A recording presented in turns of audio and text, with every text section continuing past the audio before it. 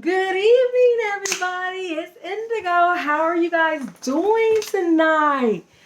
If you're new to my channel, welcome. Thank you for coming through to see what I have to say. Hopefully you'll stay for a while and subscribe and do this journey with me. And if you're someone who's been here before, then hi, welcome back. I'm glad you continue to come watch this journey with me. So it is Sunday, the 4th of October. 2020. Yes, my babies have diapers on because for some reason, since we've been in this new house, we just moved into this new house. It has new carpet, and I don't mean to get off the subject, but it has new carpet. It has everything. So my boy decides he wants to mark. When he marks, she gets behind him and she try to pee too. So we're not having that, not in this house. So yes, I am officially in my new home.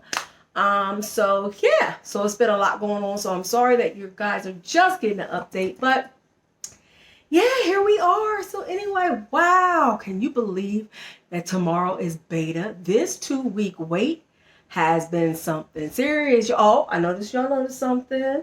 Okay, the braids are out. The braids are out. Yeah, I had to finally get those out. Took forever.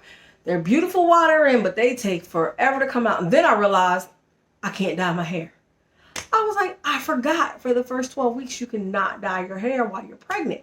So guess what, y'all? It's going to be wigs, and more wigs until my 12 weeks are up because I can't do anything else. And this is a color that I normally wear in the wintertime. I do like gold colors in the fall and the winter. So, I mean, I was fine with having to wear the wigs, but I wanted to dye my hair. I was actually going to do something with my hair. Hadn't figured it out yet, but now that I can't dye my hair, that's a no-go because I'm not walking around with gray hair. But anyway, let's get back to this. So yes, tomorrow at 8:45 in the morning, I take my beta. Y'all, actually, I still can't believe these tests came up positive. So every day I have been testing, and the reason I've been testing every day is I wanted to make sure the line didn't get any lighter, that it did continue to get darker, and that there was a progression because I don't want to go in there tomorrow. My beta's 3.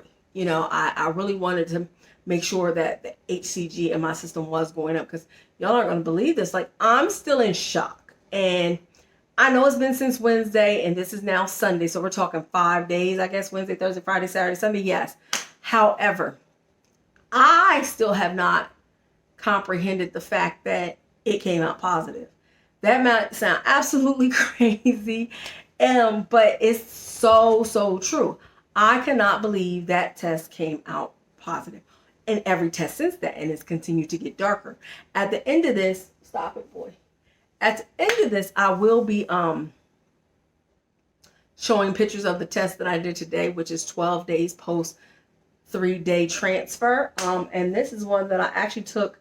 This is crazy about the one that I'm about to show you. I took this. I might not have had my, TMI, but had my pee in my bladder maybe 30 minutes. And I said, let me just see how strong it happens to be if there's not, urine that's been sitting in my bladder for hours. And it still came out. You see that, y'all? Still came out super dark.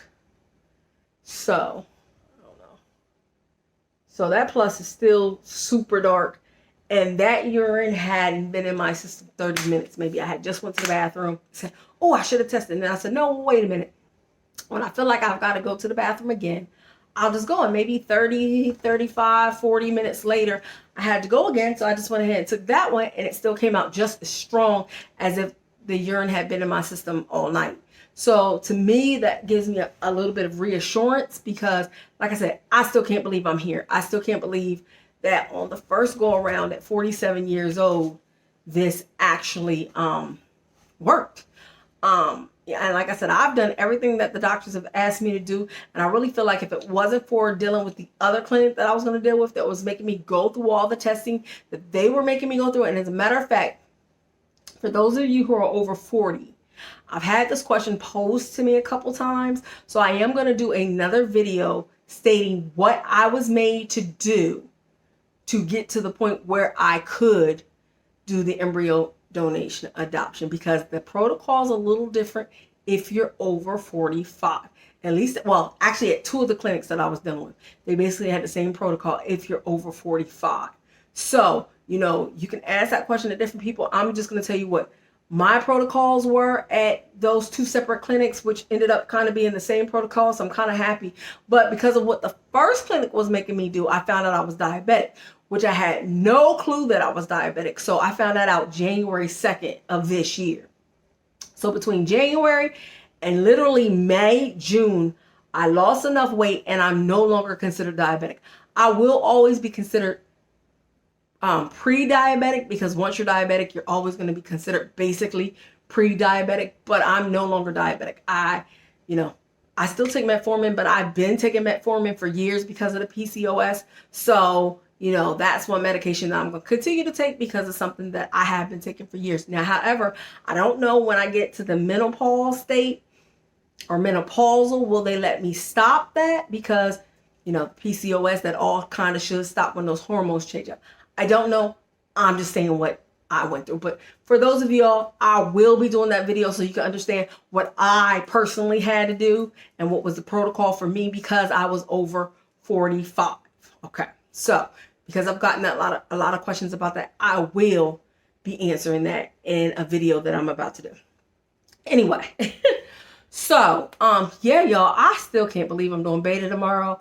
Some of the symptoms that I'm currently having, I don't know why, but I tend to feel nauseous, but it's not in the morning.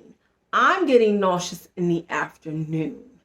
Normally around 1 or 2, my stomach is starting to give me okay, what's going on kind of vibe. So I know for a fact that if it is, morning sickness, I'm definitely getting it in the afternoon, and it's not really bad yet, but I know I didn't have any of this before.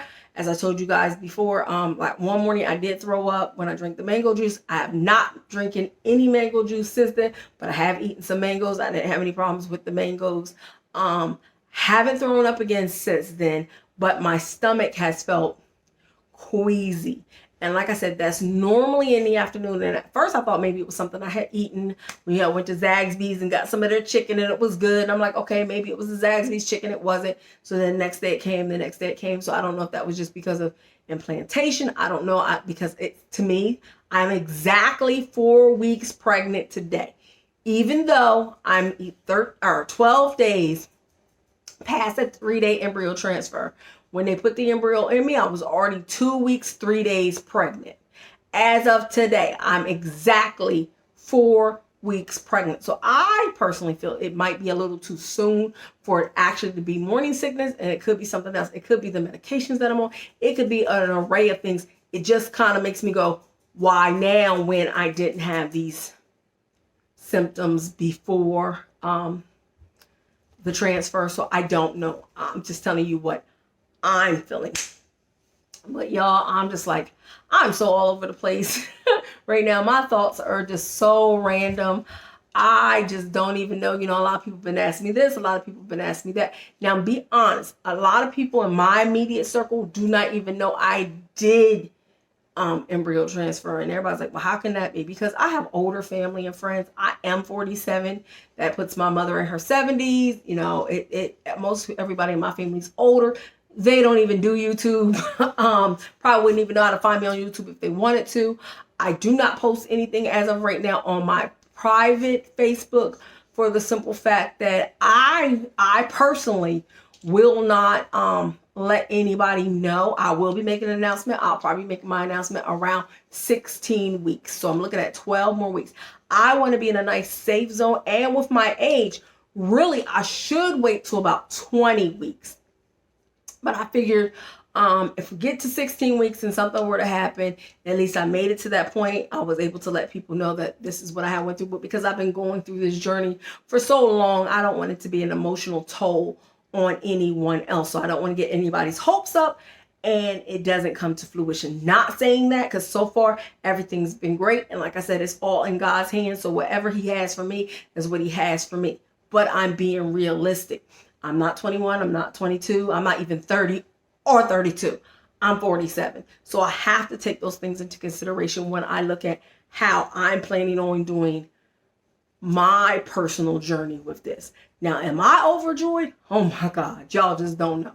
I'm completely, and I want to scream it from the mountaintops. I want to scream it from the mountaintops. And if it wasn't for this channel and having you guys to talk to, I would probably go insane, because I really feel like you guys are the only people that I have to talk to. So I get a lot of this off my chest, and I get to show my emotions and show you where I'm at, and just, you guys are my family, my extended family, because I have nobody else to tell. I have one coworker that does know, and that's because I was off work to do the transfer, but they don't even know I'm pregnant yet. So I'm really keeping a nice under wraps, because excuse me, I kind of really want to make sure, I want to see what my beta numbers are tomorrow before I get super, super, super overjoyed. Not saying that they're going to be low, not saying this isn't going to be viable, but I'm just keeping everything real at this point. I don't want to put myself in a situation where I have to go back and be like, okay, this is what happened. Okay, this is what happened. This is what, explain a lot, because I've been explaining for years. And to be honest, I'm tired of explaining. I just kind of want to get there and let it explain itself. When they be like, girl, what, you getting heavy? You bloated? What is that? And it's a baby bump. Then I can be like, oh, well, this is what's going on. But I really wanted to get to that point where I'm literally showing, and somebody actually says, girl, what is going on? You gaining all that weight in your stomach? No, I'm actually pregnant. But, that'll all come when it comes. But that's just my personal journey and how I'm going to deal with it. But so, yeah. So let me get back, because I'm on my soapbox right now. But yeah, so, yeah, those are really the only symptoms. Boobs still hurting like crazy. These things right here, y'all, are something serious. I've always had sensitive breasts. I've always had very sensitive breasts. Always around my period time, my breasts would swell and my nipple area would always get very tender. This is a new level of tender, y'all. I don't know. I keep telling people, am I going to have to go through this for 12 weeks, 37 weeks, 38 weeks? Because these puppies here hurt. They hurt. It makes you kind of want to rethink breastfeeding. No, I'm going to breastfeed, y'all. And if I can't breastfeed, I will definitely pump and bottle feed, but it'd be breast milk. So if I can't get the baby to latch on or what have you, I will pump and give the baby at least the first couple months breast milk. So we are all on the same page. I'm going to breastfeed, but when I tell you, these things are here, it's a new level of OMG. For real, y'all. For real, for real, for real. But other than that, I think that's really what I've got going on. I've got the little kind of queasy stomach. My breasts are on 1,000. I'm just, like I said, I'm all over the place with my thought process on this. I want this so bad. I am waiting for those numbers tomorrow. Y'all will get, of course, an update video tomorrow to know what my numbers are and where do we go from there. The good thing, I don't know if you want to say good thing or bad thing about being my age, I will get a lot more ultrasounds, and I will get them a lot more frequently. So that means you guys will get a lot more updates as to what's going on. I do believe I'll get one at 6 weeks. 6 weeks. I think it's 6 weeks, 10 weeks, 12 weeks, and then 16 weeks, and then I don't know. I just know I'm getting them quite often. I don't want to lie to you and tell you what the frequency will be if I'm not exactly certain. It was told to me once before, but that was before we even really got to this stage. It was when I was doing my my initial consult there, and like I told you guys, I was there like 3 or 4 hours, and they really went over everything, and they're like, okay, so if you happen to get pregnant because of your age, this was going to happen, this was going to happen, this was going to happen. It was so much, and that was back on April 8th. I remember that day, April the 8th, like it was yesterday, and did a round trip from North Carolina, left here at like 4 o'clock in the morning, had an appointment with them at 1 p.m., was there all day, and literally drove back to North Carolina that night. So exhausted was not the word, but I felt so overjoyed because I had a sense of peace when I left out of that doctor's office, and that was something I hadn't really had at the rest of them. I felt like a number at the rest of the doctor's offices I went to, and besides that, at my age, most of them are like, why are you here? Why'd you wait so long? They don't understand that this has been a journey, a process, and in the middle of all that had been a divorce. So while the divorce was going on for my husband, I literally was in standstill because I didn't know what I was going to do. Okay, now I'm going to be, what am I going to be, a single parent? Am I going to be this? Am I going to be that? And I came to the conclusion at about 35, 36, 37, maybe about 10 years ago, that I was going to be a single mother by choice, if that's what it came down to. So I had to really wrap my head around what my future was going to hold for me and where I really wanted to be. So there is definitely a big time lapse in this. And then when I really got serious about it again, I was actually 41. So technically the last 6 years has gotten me to where we're at right now. Because I had to get my life back together because it was shattered after my first marriage. And I had to get to where I was mentally, emotionally, physically, everything ready to do this and be a better person for whatever baby that I had. Because if I wasn't right and if I couldn't love myself, then there's no way I could have gave any type of love to a child. And I didn't want this child to just be a replacement for what I thought I had lost. I just didn't want anything like that. I wanted to make sure that I was where I needed to be before I pursued anything else. So that's probably, well, not probably, that's exactly why this was postponed out so much. And I feel like I said, these are the little embryos that could. So, we thought they weren't going to be the ones, and apparently they are the ones. And the whole funny part about that, I guess God decided, hey, you're ready now. You've done everything you need to do. You've cleaned your house and you've cleaned your mind and you've cleaned your mental. So now it's time to move on and do what you've been planning on doing since you were in your 20s. So with that being said, I feel like I'm just overjoyed, overwhelmed over everything right now. I'm just ready for tomorrow. I probably won't even sleep good tonight. And it's crazy because now that I'm in my new home, I'm actually 45 minutes away from my old doctor's office because I used to live there and was commuting here to work. But then because they threw in this free townhouse, free, did y'all hear that? Free, because they threw in a free townhome, we relocated this way. So now Sydney drives about 50 minutes to work and I can walk up the street. Literally. So it just makes it more convenient. But so now I'm gonna have to get up super early tomorrow. Like I said, it's at 8:45. So I'll get up super early like I used to get up when I was over there. And try to get there by 8:30. Last time when I had my blood work done, they actually did pull me in early. My blood work, I think, was for 3:30. And they pulled me in at, this was on the 25th.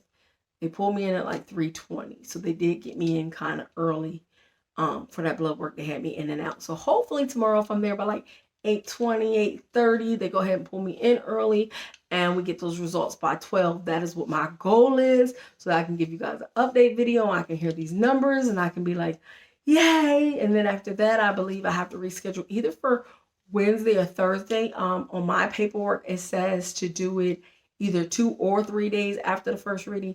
Knowing me and as obsessed as I am with this number right now, I will probably do it for Wednesdays because, normally it doubles every 48 to 72 hours, normally 48. So I will probably schedule the testing for Wednesday morning as I'm leaving. Well, I wouldn't even be able to do it as I'm leaving out because I won't know the results of that until they call me. But as soon as they call me tomorrow and we get those numbers, and if it's still a go, then I will call to make my appointment for Wednesday. But I'm getting ahead of myself there. But anyway, I didn't mean for this to be a long drawn out video. I just really wanted this to be an update, let you know how I'm feeling, let you know that I'm like, woohoo, tomorrow is the big day. I get those beta numbers and I'm ready for that. Like I said, I'm so excited right now. I'm excited, I'm nervous.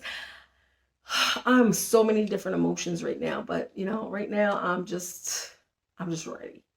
I'm just really, really, really ready. And I want to thank all you guys for watching this tonight.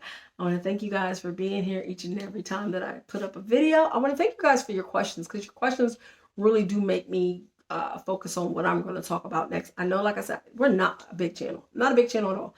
Matter of fact, I had only 20-something subscribers or 30-something subscribers up until a couple weeks ago, and it just took off, thank God.